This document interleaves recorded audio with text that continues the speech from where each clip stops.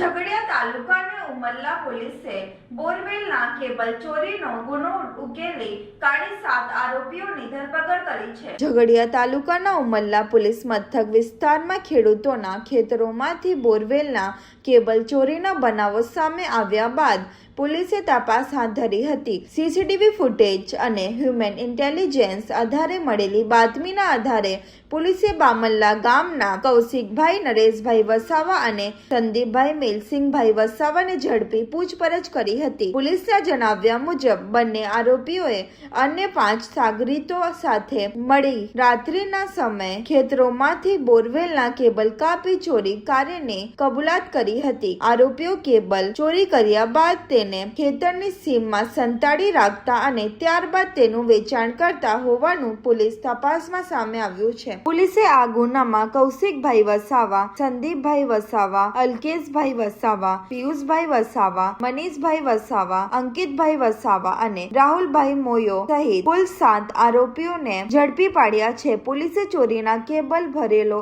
એક કોઠડો તેમજ ગુનામાં ઉપયોગમાં લેવાયેલી 2 મોટરસાયકલ કબજે કરી છે, જેમાં એક યામાહા MT-15 ની કિંમત આધારે 80,000 રૂપિયા અને બીજી મોટરસાયકલની કિંમત આધારે 20,000 રૂપિયા દર્શાવવામાં આવી છે। ઉમલ્લા પોલીસે સમગ્ર કેબલ ચોરીની ટોકડીનો પર્દાફાશ કરી વધુ તપાસ હાથ ધરી છે।